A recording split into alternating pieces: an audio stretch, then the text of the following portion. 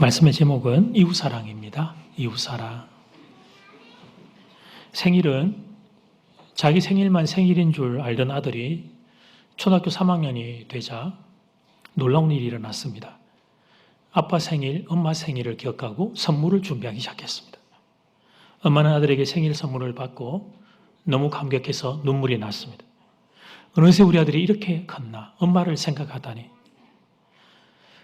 그래서 이제 선물 포장지를 이렇게 싹 열어서 풀어보니까 지가 좋아하는 걸 넣어놨습니다. 레고 장난감이 들어있었습니다. 요즘 초딩들이 좋아하는 레고 닌자고라고 하는 친구를 여러분에게 소개해 드립니다. 그러니까 이 녀석이 이런 꿍꿍이 속에 있었던 거예요. 요거 선물 드리면 일단 엄마가 너무 좋아하겠지. 그런데 엄마가 그거 안 가지고 놀고 나한테 줄 테니까 그 다음에 내가 가지고 놀면 되겠다. 잔머리가 보통이 넘습니다. 이 녀석이 크기는 컸는데 아직 조금 덜 컸습니다. 아빠 말을 생각하기는 하지만 아직도 자기 중심적입니다. 제대로 컸다는 것을 언제 알 수 있는가 하면 아빠, 엄마에게 필요한 선물을 할 때입니다. 이게 건강하게 성장해가는 과정입니다. 아빠, 엄마한테 슬그머니 한 100만 원 딱 현금 넣어가지고 딱 내줄 때 이제 제대로 큰 거죠. 여기 자녀들은 그렇게 되기를 축복합니다. 아멘. 부모들만 아멘 하는데 하여튼 아멘. 나만 생각하던 인생이 남을 생각할 줄 알게 되는 것은 이것을 이제 건강하게 성장한다. 그렇게 표현을 하는 거예요. 자, 여러분 첫 번째, 이웃사랑은 구원받은 증거입니다. 시작. 이웃사랑은 구원받은 증거입니다. 아멘. 오늘 본문이 이렇게 시작을 하는데요. 25절 말씀. 어떤 율법교사가 일어나 예수를 시험하여 이르되 선생님, 내가 무엇을 하여야 영생을 얻으리까? 이때 예수님께서 반문하세요. 네가 율법학자잖아. 네가 구약의 율법에 정통한 사람이니까 너는 성경이 뭐라고 말하는지 한번 대답해 보거라. 그래서 이 율법학자가 신이 나가지고 자기 인정해 주니까 그래서 자기가 알고 있는 지식을 쏟아 놓아요. 27절에 대답하여 이르되 너의 마음을 다하며 목숨을 다하며 힘을 다하여 뜻을 다하여 주 너희 하나님을 사랑하고 또한 너희 이웃을 너 자신같이 사랑하라 하셨나이다. 그래서 예수님이 A 플러스 정답이야, 정답. 그렇게 또 한 번 이 사람을 칭찬을 해 주셨습니다. 자, 여기 잠깐 한번 좀 멈춰 봅시다. 이 사람의 질문은 무엇을 해야 영생을 얻는가? 이렇게 질문을 했습니다. 그것에 대해서 예수님께서 이 사람이 하신 그 말을 받아가지고 다시 한번 확인해 주시며 하신 대답은 하나님을 사랑하고 이웃을 사랑하면 영생을 얻을 수 있다. 이리 대답하셨어요. 여기서 이제 우리는 구원론에 아차 잘못하면 오해에 빠집니다. 영생은 행위로 얻는 것이 아니기 때문입니다. 구원은 오직 하나님의 은혜입니다. 하나님의 은혜를 믿음으로 수납할 때 우리가 하나님께 받는 선물이 영생인 줄 믿습니다. 아멘. 그러면 오늘 본문에서 예수님이 하시는 말씀은 무슨 의미입니까? 이웃을 너 사랑해라. 이웃을 사랑해야 영생 얻을 수 있다고 말씀하시는 것 무슨 의미일까요? 답은 이것입니다. 내가 정말 하나님의 은혜로 구원받은 게 맞다면 그렇다면 그 사람에게서 나타나야 될 강력한 흔적과 증거가 있는데 그게 바로 이웃 사랑이다. 이 말씀을 하신 거예요. 하나님의 은혜로 구원받았다고 말하면서 자격과 조건이 없는 내가 하나님의 은혜로 사랑으로 구원받았다고 그리 말하면서 그런데 하나님의 그 사랑을 받아놓고도 사랑과는 아무 관계없이 살아가는 인생이 있다면 그것은 가짜다. 주님이 이 말씀을 하신 겁니다. 사도 요한은 요한일서 3장 14절 15절에서 이렇게 선언하는데 같이 읽어볼까요? 시작. 우리는 형제를 사랑함으로 사망에서 옮겨 생명으로 들어간 줄을 알거니와 사랑하지 아니하는 자는 사망에 머물러 있느니라. 그 형제를 미워하는 자마다 살인하는 자니 살인하는 자마다 영생이 그 속에 거하지 아니하는 것을 우리가 아는 바라. 아멘. 그러니까 사랑하지 않는 자는 사망에 머물러 있다. 이게 성경의 선언입니다. 구원받은 사람에게서 나타나야 될 너무나도 분명하고 확실한 흔적과 증거가 있는데 그게 바로 이웃 사랑이 되어야 한다. 주님과 사도 요한이 이어서 우리에게 주시는 교훈이에요. 그러면 여러분 생각을 좀 바꿔야 합니다. 이웃사랑은 하면 좋고 안 해도 괜찮고 그런 선택적인 개념이 아닙니다. 이웃사랑은 영생 얻은 자에게서 나타나야 될 첫 번째 흔적입니다. 가장 큰 증거입니다. 심지어 성경은 사랑하지 않는 자는 영생이 없다고까지 선언하고 있으니까 이웃사랑은 성도가 가야 될 마땅한 길입니다. 우리의 목표가 되어야 합니다. 우리의 흔적이 되어야 합니다. 우리의 별명이 되어야 합니다. 저분은 이웃을 사랑하는 분이구나. 저분은 그리스도인이구나. 그게 같은 의미라는 것이죠. 이 사실을 강조하기 위해서 이제 예수님이 오늘 그 유명한 비유 한 가지를 바로 이어서 당겨와서 붙여서 말씀하셔요. 어떤 사람이 예루살렘에서 여리고로 내려가다가 수도 예루살렘이니까 다른 지역을 가는 거 다 내려간다 그렇게 표현하거든요. 내려가다가 강도를 만나서 거의 반 죽게 되어 쓰러졌습니다. 그때 3명이 그 사람 옆을 지나가요. 첫 번째는 제사장이에요. 두 번째는 레위인이에요. 근데 이 두 사람은 쓰러진 사람을 보고 성경을 보면 피하여 이렇게 되어 있거든요. 여러분 지금 보는 건 이제 그 선한 사마리아인 마지막 세 번째 사마리아 사람이 이를 불쌍히 여기서 도와주는 장면이에요. 그래서 일명 선한 사마리아인의 비유인데 여러분 제사장과 레위인이 피해서 갔던 것은 우리는 그냥 생각하기에 이게 경제적인 도움을 주기 싫어서라고만 생각하지만 사실은 또 다른 차원이 있는데 예루살렘의 제사장과 레위인은 그곳에서 가서 예배를 드리면서 정결 예식을 다 행하고 왔던 사람들이에요. 여리고로 이제 내려가다가 길에 쓰러져 있는 사람이 부정한 것에 닿으면 어떤 일을 해야 되냐면 이 그룹들은 다시 예루살렘에 올라가서 정결케 하는 예식을 해야 되는 불편함도 생긴단 말이죠. 그러니까 그들도 어떤 나름대로의 합리화와 변명을 할 수 있었던 거예요.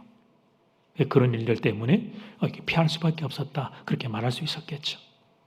어쨌든 이 선한 사마리아인이 이제 도와주었다는 걸 우리는 잘 압니다. 그런데 잘 아는 이 비유는 비유 자체로 떼놓고 보면 완전하지만 앞에 있는 본문들의 말씀들 25절부터 율법학자와 예수님이 주고받았던 말씀 뒤에 이어지는 비유로 같이 매칭하기에는 포인트가 초점이 잘 안 맞아요. 자, 다시 한번 좀 정리를 하면 조금 이제 어려운 공부인데 예수님이 이 비유를 드신 것은 한 율법 교사가 요청한 것에 대하여 대답을 주신 것이었어요. 율법 교사가 뭘 질문을 했냐면 29절에 그 사람이 율법 교사가 자기를 옳게 보이려고 나는 자신이 있다 이거예요. 예수님께 여짜오되 그러면 내 이웃이 누구니까? 내 이웃이 누군지만 가르쳐주면 예수님 내가 그러면 이웃사랑 한번 해볼게요. 이게 자기를 옳게 보이려고 자기를 의롭게 드러내 보이려고 이런 질문을 한 거예요. 내 이웃을 좀 가르쳐달라는 거예요. Who is my neighborhood? 누가 나의 이웃이냐? 그럼 예수님은 뭐라고 대답하면 되죠? 너희 이웃은 말이야 이 사람이야. 너희 이웃은 이 사람이야.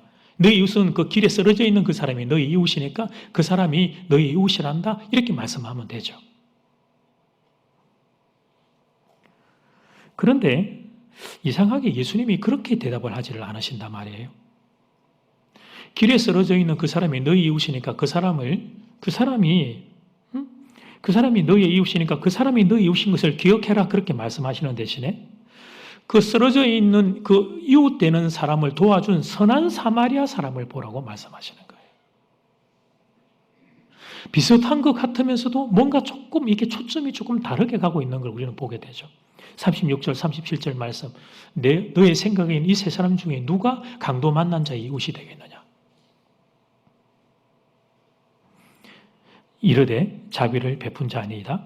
예수께서 이르시되 가서 너도 이와 같이 선한 사마리아 사람같이 하라 하시니라.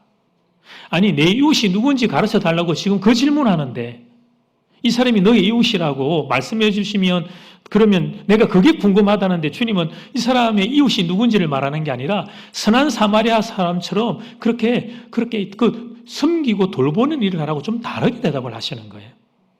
그러므로 이 예수님의 대답을 수능의 어느 영역에 갖다 놓고 보면 논리모순입니다.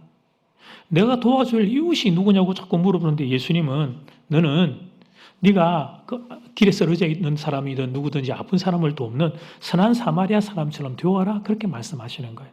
앞뒤가 좀 잘 안 맞아요?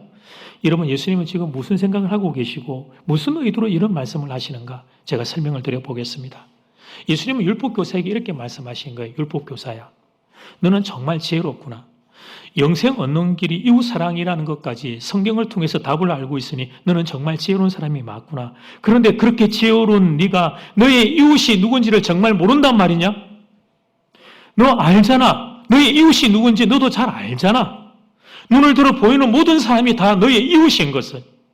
그러니까 지금 너의 문제는 나의 이웃이 누군지 모르는 그게 문제가 아니라 이웃 사랑할 마음이 없는 거, 긍휼한 마음이 없는 거, 자비가 내게 없는 거, 그것이 문제란다.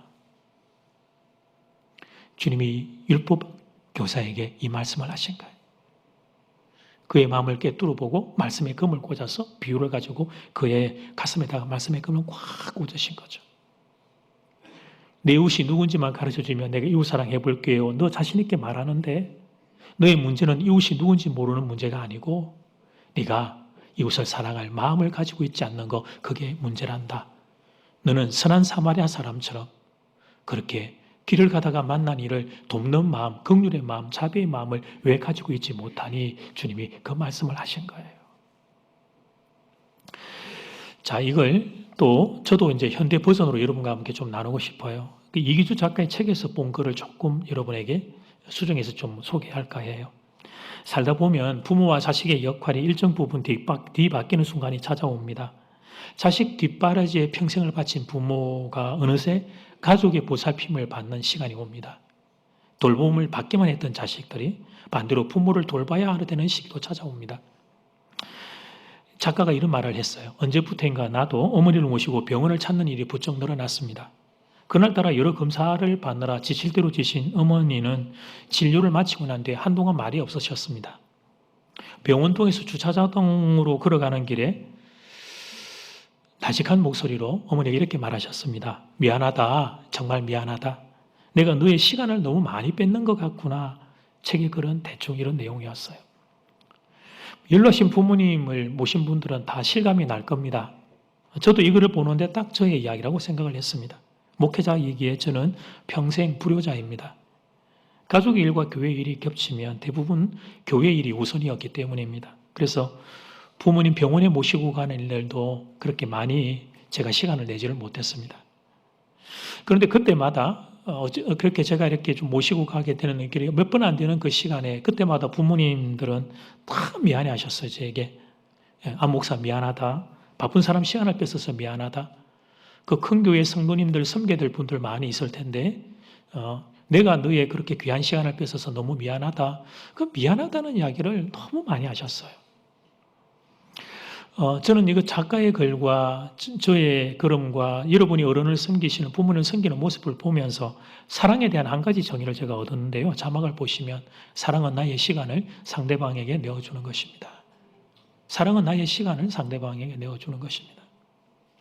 만약 누군가와 보내는 시간이 아깝다면 이유는 간단합니다. 내가 그 사람을 그 정도밖에 사랑하지 않는 것입니다. 부모님은 자녀들 병원 데리고 갈 때 시간 아까워하지 않으셨습니다. 아이고 내가 이놈 때문에 내 이 귀한 시간을 다 버리네. 그래 생각하는 게 1초도 없죠. 그런데 자녀들은 부모님 병원에 모시고 갈 때 시간이 아깝습니다. 에이, 아빠 엄마 때문에 내 바빠 죽겠는데. 그래서 알게 되는 거예요. 부모 사랑을 이길 자식 사랑 없다는 걸 알게 되는 거예요. 우리 효자도 부모 사랑은 못 따라갑니다. 이런저런 변명과 핑계와 내가 바쁜 일들, 내가 하고 있는 일들이 얼마나 소중한 일이고 이렇게 합리화를 되지만 시간이 아까운 것은 결국 사랑이 그 정도밖에 안 되기 때문에 그런 겁니다. 본문에서 예수님이 지금 하고 계시는 작업이 바로 이거예요. 이거. 이 똑똑한 율법 교사, 구약 성경 모르는 게 없는 이 똑똑한 사람, 지금으로 치면 박사급이죠. 이 사람의 문제는 다른 게 아니었습니다. 이웃을 사랑할 마음이 없는 것이었습니다. 긍휼의 마음이 없는 것이었어요. 오늘 본문의 비유에 긍휼, 자비라는 단어가 한 번씩 나오거든요. 자비의 마음이 이 사람에게 없는 것이었어요. 그러니까 이런저런 똑똑한 이야기, 이런저런 이야기 또 그냥 좀 그만 좀 하고 그냥 좀 조용히 그냥 네 옆에 바로 옆에 있는 그 사람을 좀 도와주면 안 되겠니? 주님이 그 말씀하신 거예요. 내 이웃을 모르겠다고? 정말 네가 내 이웃을 몰라서 이웃 사랑을 지금 못하고 있다고? 그게 아니잖아, 이 사람아. 네가 이웃을 생각하는 마음이 없는 거, 이웃을 사랑하는 마음이 없는 거, 너의 마음에 긍휼과 자비가 없는 거, 그게 문제잖아. 네가 입을 열어 멋있는 말, 화려한 말을 하지만 그게 진짜가 아니고 네 마음에 긍휼과 자비가 바닥난 거 그게 문제잖아. 주님이 그 말씀을 하신 겁니다. 요한일서 4장 7절과 8절 말씀, 사랑하는 자들아 우리가 서로 사랑하자. 사랑은 하나님께 속한 것이니 사랑하는 자마다 하나님으로부터 나서 하나님을 알고 사랑하지 아니하는 자는 하나님을 알지 못하나니 이는 하나님은 사랑이심이라. 그래서 이 사랑의 하나님을 만나서 나 같은 인생을 사랑하신 하나님의 그 사랑과 은혜를 알게 되면 그게 그 사람의 영혼과 그 사람의 인생 전체를 이렇게 싹 녹여서 여러분 녹아서 이렇게 나오기 시작을 하면 자연스럽게 나오는 아름다운 모습이 뭐냐면 이웃을 사랑하는 모습으로 나타나게 되는 것입니다. 사랑하는 여러분 모두 예수 믿고 구원받으셨죠? 아멘, 아멘이에요. 이보다 더 복된 일은 없어요. 그렇다면 그 하나님의 은혜로 우리가 구원을 받았다면 이제부터 여러분들이 가셔야 될 길이 있습니다. 그것은 이웃사랑의 길입니다. 내가 정말 하나님의 은혜로 구원받은 사람이 맞다면 내 자격, 내 공로, 빵, 제로 아무것도 없이 그저 정말 받을 자격이 없는 내가 하나님의 말할 수 없는 사랑으로 구원의 은혜 받은 게 맞다면 그러면 사랑하는 교우들이요 그 길로 가시면 됩니다. 아니 그 길로 가셔야 합니다. 이웃사랑은 구원받은 성도에게서 나타나는 가장 영광스럽고 가장 아름답고 가장 분명한 증거입니다. 여러분 모두 그렇게 되기를 주의 이름으로 축복합니다. 아멘. 자 이제 why, 왜 이게 중요한가를 공부했고 그럼 두 번째 어떻게 해야 되느냐 두 번째 같이 읽어볼까요? 시작. 이웃사랑은 여러분 오늘 본문을 보면 이웃사랑은 어떻게 하는 거죠? 선한 사마리아인 비유를 통해서 어떤 행위들이 나타나 있지만 거기로 너무 빨리 가면 안 돼요. 이건 역시 그 밑에 뿌리가 뭔지를 볼 수 있어야 돼요. 27절 하반절에 그 힌트가 숨어 있는데 자막을 보시면 너희 이웃을 너의 자신같이 사랑하라. 너희 이웃을 너의 자신같이 사랑하라. 그러니까 주님이 사실 답을 다 가르쳐 주셔요. 지금 우리가 가지고 있는 성경은 너 자신같이라고 되어 있고요. 이전 성경 개역 한글판을 보면 너의 몸과 같이 사랑하라. 그렇게 되어 있어요. 그래서 여러분 우리가 묵상 말씀을 제가 일부러 내 몸과 같이로 좀 바꿔서 우리가 묵상을 해요. 왜냐하면 이게 더 와닿아요. 와닿아. 물론 이 말은 율법교사가 했던 말이죠. 근데 예수님께서 이 사람이 했던 말에 대해서 네 말이 옳다, 땅땅땅 참 잘했어요. 그렇게 도장을 찍어 주셨거든요. 그러므로 성경이 제시하고 있는 이웃사랑의 방법, 그 길은 뭐냐면 이웃을 사랑할 때 내 몸처럼 사랑하는 거 이거를 할 수 있으면 그러면 이제 그게 바른 길로 가는 겁니다. 사람들이 자기 몸 사랑하는 것은 상상을 초월합니다. 특히 한국 사람들이 자기 몸 사랑하는 것은 월드 챔피언이라고 이 연사가 강조하는 바입니다. 월드 챔피언이에요. 대한민국 사람들이 자기 몸 사랑하는 것은 우주 챔피언일지도 몰라. 지난해 가을에 가까운 곳에 제가 이제 건강을 위해서 이런 운동 저런 운동을 좀 이제 해야 되겠다 해서 맨발 걷기를 제가 좀 권유를 받아서 의사 선생님께 그래서 이제 맨발 걷기를 하기 위해서 차로 여기 한 10분 15분 되는 곳에 제가 갔어요. 우와 사람이 얼마나 많은지. 주차하느라고 돌아다니는 동안 한 10분 걸린 것 같더네. 근데 그 길 왜 가냐면 오래전에 제가 한번 갔는데 다 또 궁금하다. 거기 어딘지. 거기 천국이에요, 천국. 근데 거기 오래전에 제가 한번 갔을 때는 사람이 없었어요. 이렇게 저 목회자는 사람이 없는 데를 찾게 돼요. 또 거기서 또 여러분 만나면 여러분들 중에 또 혹시나 또 신앙의 후퇴가 일어날 일이 생길까. 목사님 뭐 저래 또 맨발로 또 막 저래 열심히 건너. 또 그래 또 후퇴가 생길까 봐 그런 데는 피하거든요. 예. 헬스장도 안 가요. 그래서 여러분 혹시나 여러분들에게 그런 일이 생길까. 맨날 이 재미없게 부산대만 걸어 다니지. 그런데 거기를 갔을 때는 사람이 없었기 때문에 이번에도 이제 뭐 별로 없겠지 생각하고 갔는데 사람이 너무 많은 거예요. 너무 많아졌어요. 진짜 시장 같더라고요.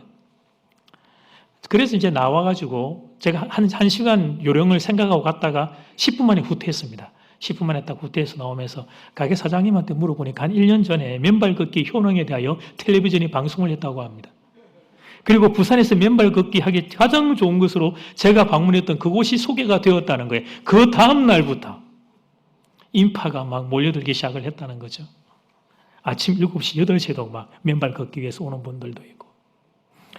대한민국 사람들은 건강에 좋은 것에 관해서는 모든 눈, 귀, 코, 입 모든 촉각까지 다 열어놓고 살고 있는 게 대한민국 국민들입니다.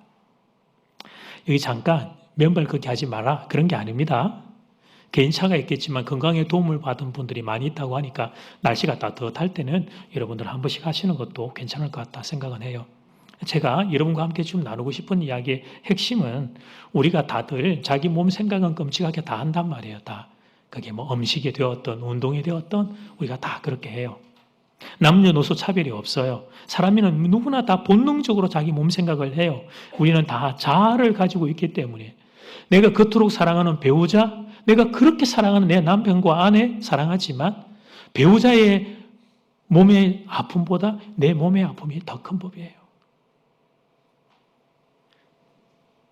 배우자가 수술한 것보다 내 감기가 더 아프다니까. 그게 나라고 하는 존재가 자아를 가지고 있는 인생의 특징이에요. 자기 중심성과 이기심은 인간의 본능이에요. 그래서 내 몸은 노력하지 않아도 우리가 알아서 다 챙깁니다. 그런데 주님이 하시는 말씀이 뭐냐면 그런 마음으로 너의 이웃도 좀 생각해 볼 수 없겠냐? 그렇게 말씀하시는 거란 말이에요. 너의 이웃을 너의 몸처럼 생각하라고 하신 말씀의 의도는 그거예요. 내 몸 챙기는 거 하지 말라는 게 아니에요. 여러분 다들 건강하게 운동 잘하시고 음식 조절 잘하셔서 건강하시길 축복합니다. 아멘. 건강하셔요. 그래서 제 마음 안 아프게 건강하셔야 돼요. 여러분들. 그런데 거기서 한 걸음 더 나아가서 또 이웃도 좀 생각할 수 있는 마음으로 외연을 넓힐 수 없겠냐 그리 말씀하시는 거예요. 이것이 이웃 사랑을 향하여 가는 구체적인 방편과 방향입니다. 여러분 우리가 신앙이 깊어지면 하나님의 은혜가 그 사람과 싹 동화가 돼요. 생각과 마음과 그 사람과 다 이렇게 이제 연결이 되어지면 여러분 그 사람에 나타나는 어떤 한 사람이 나타나는 아름다운 모습이 있는데 그건 뭐냐면 이웃을 더 많이 배려하는 사람으로 바뀌게 돼요. 예배 시간에 앉을 때 우리 장의자 여기 4명, 5명 앉아야 되잖아요. 그럴 때 중간에 앉는 것들을 본인이 양보해 주는 거예요. 나는 이 자리는 내가 이 자리에는 앉아서 순교할 거야. 그런 거는 순교 안 해도 괜찮다고.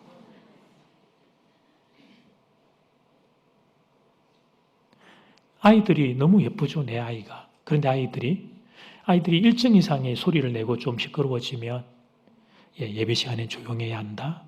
부모가 가르치는 거죠. 내 아이가 너무 귀해요. 너무 귀하죠. 눈에 넣어도 아프지 않은 아이죠. 그러나 그 아이만큼 내 옆에 예배 드리고 있는 다른 분들도 소중하기 때문이란 말이에요. 그 눈들이 열리기 시작하는 거예요. 그 눈들이. 외모를 가지고 다른 사람을 무시하지 않습니다. 제가 여러분 잘생겼지만 여러분 무시 안 하잖아요. 학력을 가지고 다른 사람을 깔보지 않습니다. 내가 이 학교 나왔는데 내가 이 정도로 공부를 했는데 그걸 가지고 다른 사람을 깔보지 않아요. 세상의 지위와 명예를 가지고 타인을 판단하지 않아요. 나도 소중하지만 나도 귀하지만 내 이웃도 소중하고 귀한 존재인 걸 알기 때문이에요. 그래서 여러분 이웃 사랑에는 나의 양보가 들어가게 됩니다. 나의 배려도 들어가게 됩니다. 때로는 내가 손해보고 희생하는 일도 생기게 됩니다. 그런데 그것이 이웃 사랑의 중심 사상이에요. 이웃의 존재를 인정해요. 이웃의 소중함을 인정하는 것. 이것이 오늘 주님이 말씀하시는 너 이웃을 너의 몸처럼 사랑하거라 말씀하시는 의도인 겁니다. 사랑하는 여러분, 우리가 어떤 구제 행위를 하고 후원의 행위를 하는 그건 당연히 이웃사랑에 들어가죠. 그러나 그것은 이웃사랑의 중심이 아니고요. 이웃사랑이 우리에게서 나타난 다양한 형태들 중에 한 가지예요. 이웃사랑의 어떤 그 중심은 뭐냐면 어떤 구제를 하는 그 행위보다 훨씬 더 깊은 곳에 뿌리를 두고 있어요. 우리 마음 안에 나 말고 내 가정 말고 넘어서서 내 가정을 사랑하고 거기서부터 출발하지만 더 넘어서서 이웃을 내 마음에 담는 겁니다. 내가 소중하듯이 이웃도 소중하다는 것을 인정하는 겁니다. 이 마음, 이것이 이웃사랑의 핵심입니다. 그래서 그 마음을 따라서 때로는 우리가 구제를 하기도 하고 후원을 하기도 하고 여러분 때로 하나님이 내게 허락한 그것을 가지고 여러분 시간을 내기도 하고 물질을 내기도 하고 그렇게 살아가는 거예요. 어떤 세미나에서 이런 이야기를 들은 적이 있습니다. 목회자들 세미나였는데요. 선교를 하면 교회가 부흥한다. 제가 그 강사님의 의도를 모르는 거 아니에요. 선교를 많이 하는 교회들이 되면 좋겠다. 그런 의도로 말씀하신 거 제가 알거든요. 그런데 여러분, 우리가 선교를 하는 것은 부흥하기 위해서 하는 것은 아닙니다. 우리 교회는 선교하는 교회입니다. 자랑하고 싶어서 하는 것도 아닙니다. 우리가 선교를 하는 것은 이름을 알 수 없는 먼 나라의 다른 나라 그 사람들, 그들도 소중한 하나님의 사람들이기 때문입니다. 그분들도 예수 만나고 구원받아야 될 소중한 영혼이기 때문이에요. 그래서 여러분, 우리가 그래서 하나님이 우리에게 주시는 그게 우리에게 허락한 범위 안에서 우리가 선교도 하고 우리의 사랑의 마음들도 흘려보내는 거죠. 여러분의 가슴들을 한번 이렇게 만져보시면 좋을 것 같아요. 가슴이 따뜻한지 차가운지. 여러분의 가슴이 그냥 온돌이면 얼마나 좋을까, 온돌이면. 성령이 따뜻한 은혜가 흘러가서 가슴들이 따뜻하면 얼마나 좋을까. 여러분, 은혜가 바닥나면 나타나는 정세는 차가워집니다. 마음이 차가워지고 얼굴도 차가워지고 말도 차가워지고. 저는 여러분의 가슴이 많이 따뜻하기를 축복합니다. 더 많은 이웃을 가슴에 담을 수 있는 분들 되기를 축복합니다. 예수님 닮는다? 예수님 닮아야죠. 예수님이 우리에게 보여주신 아름다운 외적인 모습 중에 중요한 모습은 뭐냐면 주님이 참 이웃을 많이 사랑한 분이셨습니다. 긍휼히 여기고 자비롭게 대하셨던 주님을 닮아서 이웃을 더 많이 사랑하는 여러분을 될 수 있기를, 그런 은혜가 여러분에게 임하기를 주 이름으로 축복합니다. 이웃을 내 몸처럼 사랑하는 여러분의 마음을 담아서 지난 한 해 우리가 참 귀하게 이런저런 교회가 많은 사역과 섬김을 했습니다. 그 내용을 제가 좀 여러분과 함께 공유를 안 했죠. 제가 이렇게 섬김을 조용히 하는 것 쪽을 자꾸 선택하다 보니까 여러분에게 알리지를 못했는데, 이번에 말씀을 준비하는데 여러분들이 그 귀한 마음들을 같이 함께 좀 공유를 하면 좋겠다 생각이 들어서 오늘 말씀 시간에 잠깐 좀 여러분과 나눌까 해요. 지난 한 해 우리가 작년 제일교회 이름으로 선교에 후원했던 금액이 1억 600만 원 정도 됩니다. 별로 안 놀리시는 줄 알았어요. 10억, 100억을 하는 날이 오게 되기를 축복합니다. 근데 엄청난 거예요, 엄청난 거. 여러분이 작정하시는 그 선교원금은 한 4,700만 원 정도 되는데요. 그런데 거기에 이거 무슨 의미냐면 우리 교회 본 재정에서 한 5천만 원 정도가 거기에 더 들어간 거예요, 선교하는데. 또 개별적으로 여러분들이 작정하고 후원하신 분들도 계셨고. 평신도 선교사님이 저희가 세 분이 계시는데 매월 80만 원씩을 저희가 동력을 하고요. 협력 선교사님이 무려 23명이나 계십니다. 매월 20만 원, 또 어떤 분은 30만 원씩을 저희가 그렇게 돕습니다. 캄보디아에 브라이터먼이라고 하는 작은 교회를 개척을 해서 그곳에 교회의 운영과 그곳의 현지 사역자를 돕는 것을 위해서 매월 50만 원을 지금 수년 동안 계속 그 한 교회를 저희가 조용히 돕고 있습니다. 방글라데시에 어린이 사역하시는 선교사님이 계셔요. 어린이 성경 교재, 성경 교육 프로그램 그걸 하는데 매월 25만 원씩을 저희가 도와서 그렇게 지금 이제 지나가는 중입니다. 거기다가 올해는 이제 협력 선교사님을 2분을 더 추가하려고 해요. 사실은 우리 교회와 동력하고 싶어서 줄 서 있는 선교사님들이 많이 계시는데 1년에 한 분, 2분 정도씩 그렇게 더하여 추가가 되고 있거든요. 기다려달라 부탁드리고. 이번에 우리가 이제 함께 동력하는 한 분, 첫 분은 일본에 있는 장성존 선교사님 한번 사진 한번 볼까요? 2009년부터 15년간 일본에 선교를 하고 계시는 귀한 분입니다. 여러분, 일본은 성도가 10명, 15명 모임, 그게 기본이에요. 일본의 현지는. 제 귀한 선교와 전도사역을 하고 계시는 선교사님이세요. 그 다음은 인도네시아의 장영민 선교사님이십니다. 자녀가 3명 있죠? 네. 막내가 아마 저기서 출산하지 않았나 제가 그렇게 알고 있는데 한 10년 정도 선교사역을 저렇게 많은 청년들과 함께 사역을 하고 계시는 선교사님들이십니다. 그리고 올해는 캄보디아에 있는 우리 전복권 선교사님께서 캄보디아의 목회자들이 그 성경 그 다음에 설교할 수 있는 성경 주석을 좀 번역을 좋은 것을 해서 그렇게 이 사역자를 돕고 싶다. 그래서 저희 교회가 성경 주석 번역 사업하는 것에 저희 교회가 전담하기로 했습니다. 더 사실은 많이 있어요. 그 외에도 기관들, 부산대학교 선교단체, 간사님들, 그 외에도 군성교부터 시작해서 많은 기관들에 여러분 그냥 주보 1세대에 있으니까 막 그냥 그러고 지나가고 말지만 그 많은 귀한 사역들이 여러분의 사랑을 받아가지고 저희가 이렇게 귀하게 섬기고 있는 중이에요. 구제는 살펴보니까 2천만 원 정도를 했어요.